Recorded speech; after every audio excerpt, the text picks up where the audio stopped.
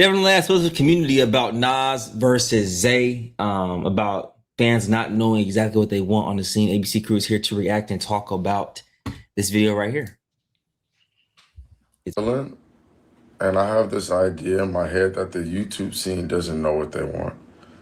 Everybody says they want Zay versus Nas, right? That's kind of like been the buzz the last few weeks. And I get it because I wanted to see it. I think it would be a great game. But how much people would even buy the game? And for what reasons do we want to buy the game? Would they buy the game or watch the game? And I have reason to believe that people don't even want it as much as they say that they do. Because I've been seeing everybody say that everybody needs to play each other in this scene. But I want you to take a look at something. Because when I look at the comment or I look at the views on things, why does Nas's games where he played against people that most people don't even know have the best views? Do people know what they actually want? This game Next Chapter has almost 1 million views where he plays against Michigan's best. Can you tell me who that is? Most people probably couldn't, but it has almost 1 million views. You scroll down the list and we get to, all right, this Beano won 734, but nobody really even asked for it. It's just one that just fell in place. Now, obviously, this one did good. That was like a much anticipated game, but check out something that I was looking at. Okay, nobody had a clue who this was. 1 million views. I know who he is, but it has 1 million views. You know what video did really well? It's probably going to get hit 1 million views at some point. Nas versus SK. Now, most people never asked for Nas versus SK. But my question is, why is it performing so well? And why do some of the matches that people say that they want not perform really well? That's my biggest thing. This was not a live game. This was just a random game. This was also just a random game. It has 1 million views. And we kind of go over what people would consider must watch. I've been on record saying that I think that Lamar and Boog are our most exciting players. But I don't know if it translates on YouTube. As much as, I'm a fan of all these guys, you know what I'm saying? But let's take a look. Lamar versus Bird, 250. Lamar versus Hove, 270. That's Lamar. I'm just looking at mainly just one-on-ones, right? This one, Lamar versus Zay, 265. And that's collab with Off the Dribble and Ball is Life. Lamar versus School. Obviously, this one was one of the best games I ever seen, right? But then you go to JQ versus Lamar, 240.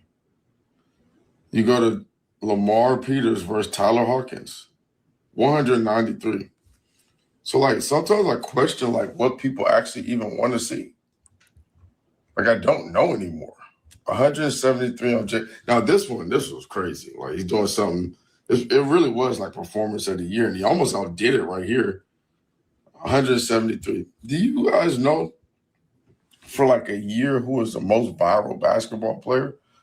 And this is gonna shock some of you that may know it, but it's not Rob. It's not Lamar. It's not Boog.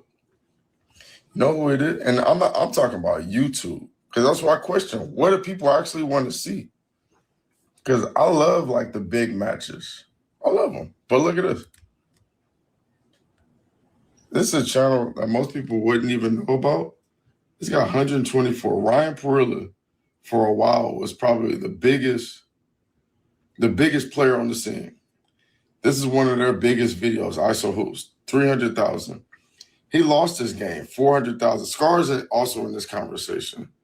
But take a look at this, 1.1 million. And a lot of people are not asking for Rilla bucks. I think a game with Moon went crazy. 1.7.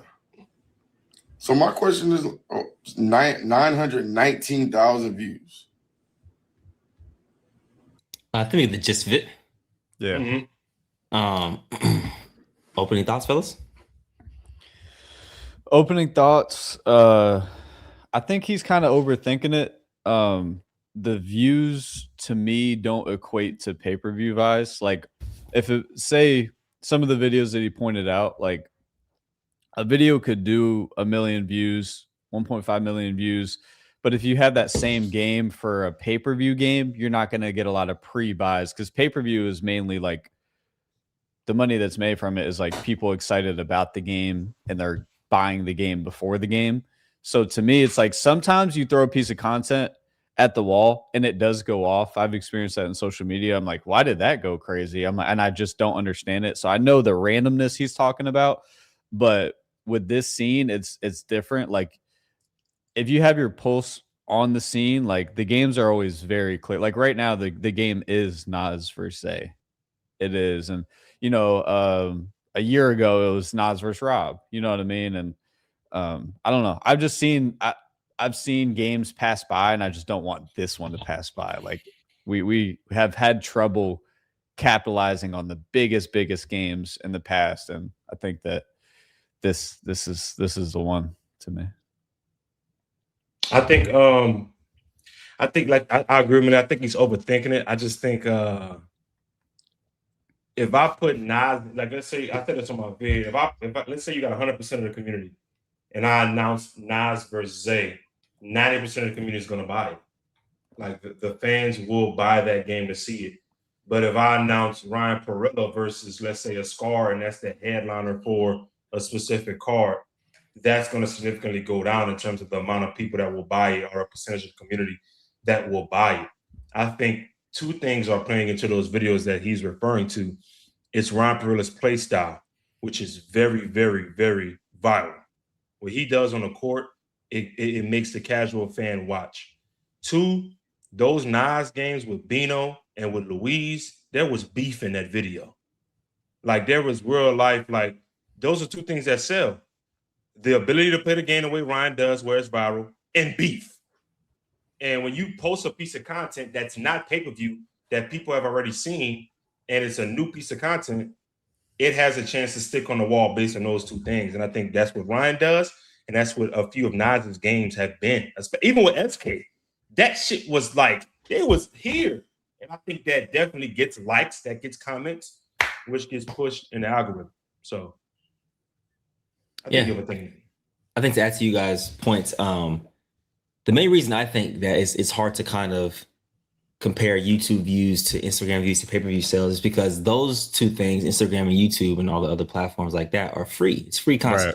So I don't have to pay to watch something. So that's why you'll see views spike like that. And I can go watch the same video 30 to 40 times and it still counts as 40 views, whatever the case may be, right? So the hard part about it is you see a guy like Lamar who doesn't necessarily do viral views, but 200,000+ is still a lot of views in the retrospect of things.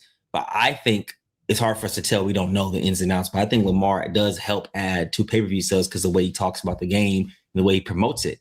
So I think that also has to be a factor into. I do think Lamar would outsell a Ryan Perilla respectfully in a pay-per-view setting, but maybe on the YouTube side, Ryan may be more profitable on that side than a Lamar Peters. So two things can be true here with what Dev was saying. I just feel like when I actually talked to Dev about this, because we're talking about the Zay and Nas game, and he was like talking about the views and stuff like that. And I said, look, dude, this is the one matchup where it's like kind of what B said, the views don't matter. The community's going to buy it. This isn't a matchup where you get new eyes on the scene. This is for the diehard fans that have been here. They're going to spend top dollar to watch that. Your 10,000 sales is going to jump to 40 to 50,000 because that's the percentage of people that haven't bought the other ones. They're going to buy this ones in the community because they really want to see that specific matchup. Now, to grow the scene and give more eyes, that's where you have the Nas versus the Archies and things of that nature. But when it comes to the diehard, the Nas and Zay is what's going to feed the community. Yeah, I think those type of matchups push the scene forward, and you get an opportunity to have different storylines based on how that matchup occurs. Like if Zay wins, it changes everything. Right. And that as a result makes Nas take different matchups within the community instead of having that pro trajectory that he's been having. If Zay loses, he has to recalibrate and figure things out. So like, I don't think there's a question whether or not the fans want it. They definitely want it. Yeah. And, you know, because the like So said, the YouTube content is free, so you could get 1 million views on a video. Like anybody could, whoever it is, I don't want to put a name on it, whoever it is, you get 1 million views on a video, and then Nas versus say that got like 300K on YouTube or something, but a large percentage of the Nas versus would be willing to pay for that product. And that's what the scene is. It's more so like a pay-per-view model now. It's not a YouTube model, you know what I mean? Previously, in previous moments in the basketball scene, like it's been more of a YouTube model, and I think there would be like more of a look there. But in the pay-per-view model, the fans really just want to see, like, most of the fans just want to see like the best players play, And right now it's one versus two, so it's the game right now. Like I said, you can when these games like pop out at you, it's very evident. And right now, Nas and Zay is the game that's popping out. I'm not saying that some of these other games wouldn't be incredible. There's all kinds of variations of game that can happen, but I just have that at 1 right now. Yeah, I've seen some viral Lamar videos as well. Though, how much is Lamar? Where's Lamar and Bruce at right now? Lamar and Bruce. Yeah, Lamar versus Bruce probably is that not at like 500K or 400K or something like that? Let me check. What about, and then the tag team one-on-one that Lamar has? I think he was just talking more so just on 1v1s. Lamar versus Bruce is at 324K. That's solid. Let me see. Let me type in Lamar Priest 1v1 and I'll go to the most popular. Mm-hmm. I can watch this so I can find that. All filters. I think we're just at a point where the scene is shifting. Like so obviously, Lamar. Well, I mean, it was a 2v2 with Cam and Day. That's at 1.1 million as a year ago. Mm-hmm. Yeah, other than that, I think his highest 1v1 is his debut, which was Scoob versus Lamar, 640K. Mm-hmm.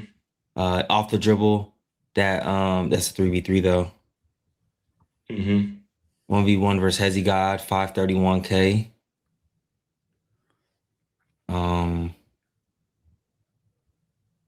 Yeah, I mean, yeah, but I think it's tough.